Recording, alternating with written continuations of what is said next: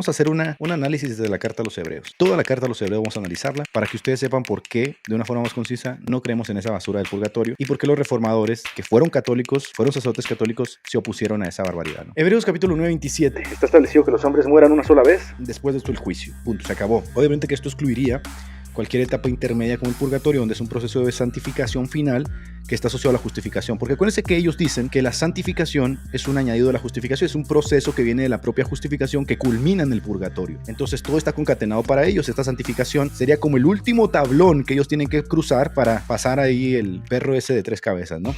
Que no sé qué cosas ellos imaginan, porque sin duda esto viene de la cultura pagana. Cuando nosotros analizamos el verbo griego, el egiasmenoi, santificados, ¿sí? Está en el tiempo perfecto pasivo. Y vuelvo y repito, nosotros cuando hablamos, por ejemplo, de justificación, de santificación, de glorificación, en concordancia con la elección, la predicción, siempre se habla de un pueblo. Eso no se puede negar. A ver, usted puede ser el más recalcitrante arminiano que está peleado con el calvinismo, punto y aparte. El asunto es que sin duda Dios tiene un pueblo escogido, que es su iglesia, y esa iglesia indefectiblemente está destinada a perseverar a causa del beneplácito de la voluntad de Dios, no a causa de nosotros mismos. Es decir, la iglesia en su conjunto espiritual no puede apostatar, porque si no las promesas de Dios serían vanas, serían mentiras. Por eso cuando se hace la oración sacerdotal en Juan 17, Jesucristo era de la siguiente manera: yo no solo te pido por estos que creen, sino por los que creerán por medio de ellos, ¿no? Hay un pueblo escogido que se fragua en torno justamente a las promesas de Dios, y ese pueblo escogido, del cual nosotros podemos tener fe, que pertenecemos a causa de que hemos creído en el sacrificio de Cristo, que es lo que se nos pide, y al que cree, dice, se le cuenta como justicia. Ese pueblo escogido tiene que perseverar indefectiblemente, y esa perseverancia tiene un acotamiento. Este pueblo escogido, a causa del beneplácito de la voluntad de Dios, ya fue santificado. Entonces, legalmente, estoy hablando legalmente, porque podemos hablar de una santidad que es progresiva y una santidad que es legal. Legalmente, este pueblo ya es santificado, porque si no, Dios no podría interactuar con él. Interactúa con él en los términos legales, mientras que se da el proceso de santificación progresiva mientras estamos en esta vida. Por eso Hebreos dice que Dios nos disciplina, que Dios trata con nosotros, que Dios nos va llevando, ¿no?, hasta perfeccionarnos para el día de la gran redención.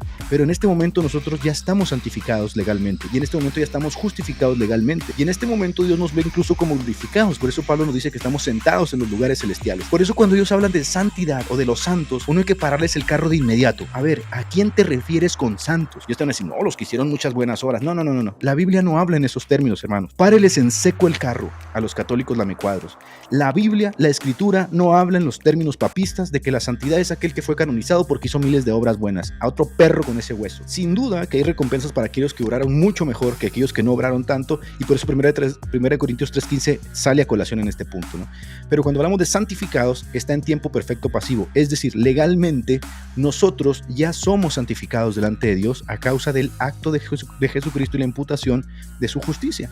Esto demuestra que la santificación ya fue realizada plenamente por Jesucristo, sin necesidad de purgación posterior. Yo, cuando muera, muero legalmente santificado. Yo, cuando muera, muero legalmente justificado. Yo, cuando muera, muero justamente en la promesa de la glorificación futura. Por eso dice, los muertos en Cristo resucitarán primero y nos veremos justamente en la parucía. Cuando yo muero, yo no muero como un vil pecador. Esto es lo que ellos no entienden. Por eso los protestantes rechazaron los supuestos santos óleos donde le concedían a la iglesia librarte de los pecados futuros, no sé qué, porque si hacías eso, le estabas concediendo a la iglesia justamente el que tú no estás creyendo en el sacrificio de Cristo. Cuando tú te mueras, hermano, tú te mueres legalmente justificado. Y lo que se te dio legalmente no se te va a ser quitado, no disminuye, no está en grados, no aumenta.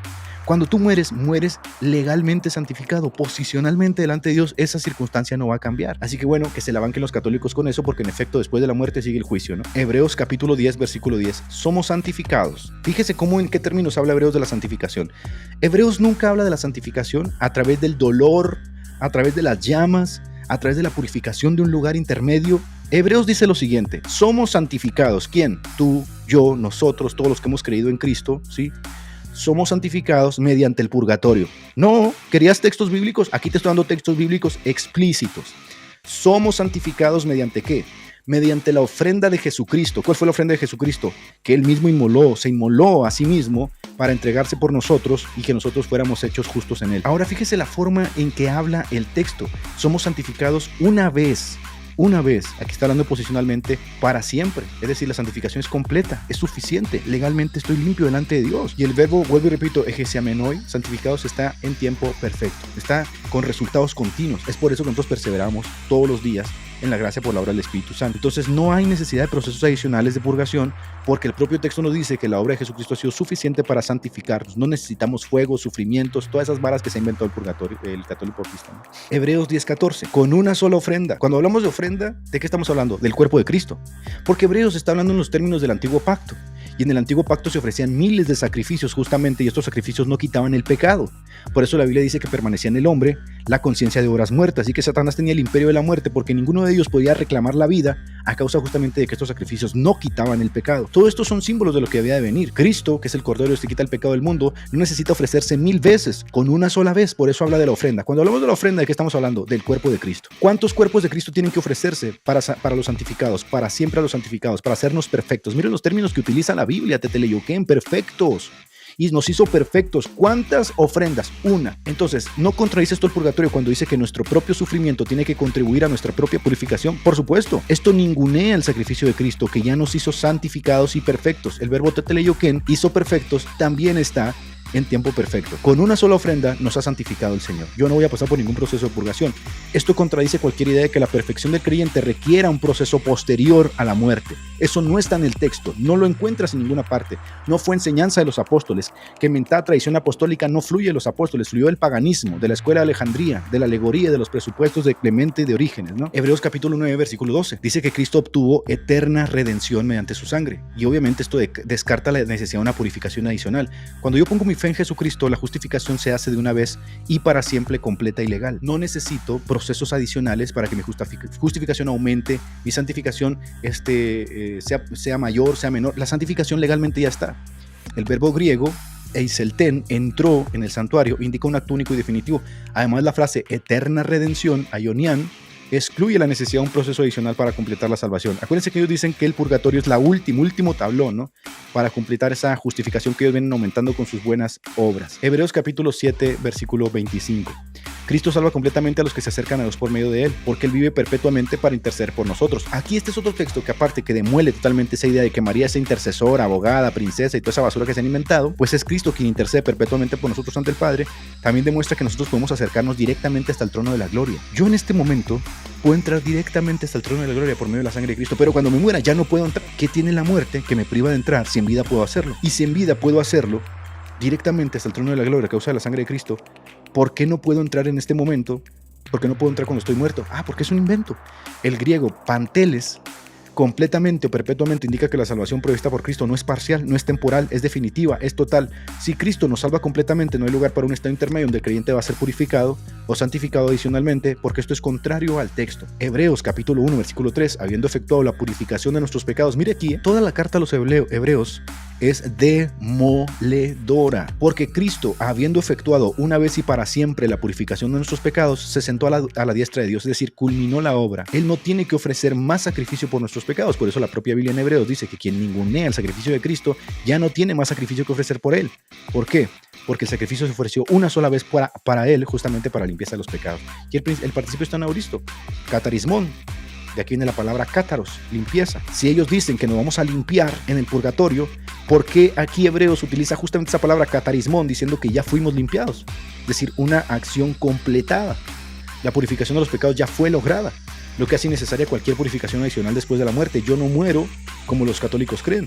Por eso no acepto sus cochinos santos óleos. Yo me voy con Cristo a causa de la fe. Hebreos capítulo 2, versículo 17. Cristo expió plenamente los pecados del pueblo, eliminando la necesidad de una purificación posterior. El término y las que está ahí implica una acción plena y suficiente. Estos son los términos en los que habla constantemente toda la carta a los hebreos. Hebreos capítulo 8, versículo 12.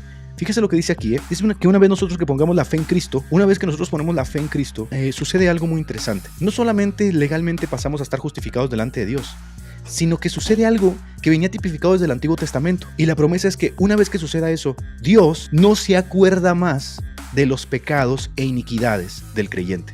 No hay una purgación adicional después de la muerte. Legalmente, Dios ha arrojado esos pecados al fondo del mar, dice el texto de Hebreos. Y la expresión dice, nunca más me acordaré, viene del Antiguo Testamento. Es una negación enfática en griego, lo que demuestra que Dios no retiene en su mente ningún pecado que nos ha perdonado. No hay purificaciones posteriores. Contradice la doctrina de lo que Dios mismo nos promete. No hay pecados veniales que deben ser purgados tras la muerte. Esta es la única vida. Y en esta vida estamos en el proceso de ser perfeccionados. En esta vida estamos siendo perfeccionados y no hay sufrimiento que valga para la otra vida ser perfeccionados, porque ahí se acaba todo. Después de la muerte viene el juicio. Punto, se acabó. Después tenemos Hebreos, capítulo 4, versículo 16. Acercémonos confiadamente hasta el trono de la gracia. Es decir, no hay barreras añadidas entre el creyente y Dios. Si usted añade un obstáculo inexistente en la obra de Cristo, usted está ninguneando la obra de Cristo, y eso es lo que hace el purgatorio. Por eso los protestantes aborrecieron el purgatorio. Hebreos capítulo 10, versículo 18. Donde hay remisión de pecados, ya no hay más ofrenda por el pecado. Pero los católicos tienen a la gente pagando por sus pecados con sufrimiento. Pero esto contradice totalmente el texto, porque el texto dice que ya no hay más remisión de pecados. Legalmente se dio la remisión, no hay más remisión. Estoy completamente libre, estoy redimido, mis pecados fueron arrojados al fondo del mar, soy una nueva criatura. Yo puedo presentarme delante de Dios con conciencia limpia. Es decir, mi conciencia de obras muertas que me atosigaba ya no existe, porque en la regeneración eso es borrado. Ahora, yo no tengo la culpa de que ustedes les hayan hecho creer que cuando les mojan la mollera, cuando son bebés, quedan regenerados mientras siguen viviendo con el diablo. Porque ciertamente cuando hay una regeneración, se da testimonio de que hemos sido justificados. Aquí se cumple lo que dice Santiago capítulo 2, que somos justificados delante de los hombres. Los hombres dan testimonio justamente de que hay una justificación que se dio a causa de Cristo. Por eso nosotros siempre decimos con orgullo, yo era un fornicario, yo era un mentiroso, yo era un adúltero, yo era un borracho. Los católicos se burlan de eso, pero nosotros lo decimos con sacrificio para la gloria de Cristo. Lo decimos con mucho orgullo.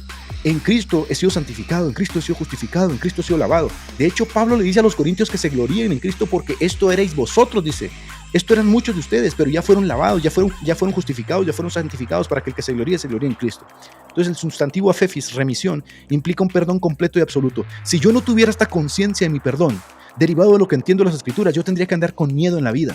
Por eso los católicos tienen que andar ofreciendo mandas, rosarios, a la Santa Muerte, San Judas, San María, todos esos catrochos que se comen en el camino, justamente porque no tienen una conciencia limpia, tienen la conciencia de obras muertas y quieren que nosotros los sigamos en sus disoluciones. Como ellos tienen la conciencia de obras muertas, quieren que también tú tengas la conciencia de obras muertas, que tú no hables en estos términos de santidad, de justicia, de posición, de certeza, una conciencia de aproximación ante Dios. No, ellos no quieren eso. Quieren que también tú te arrastres como gusano a sus catedrales. Quieren que también tú te pongas un nopal en la frente. Quieren que también tú te golpees los ojos, como dice Hugo Moped. Quieren que te desgarres la espalda. ¿Por qué? Porque es el sufrimiento el que te libera, no es Cristo.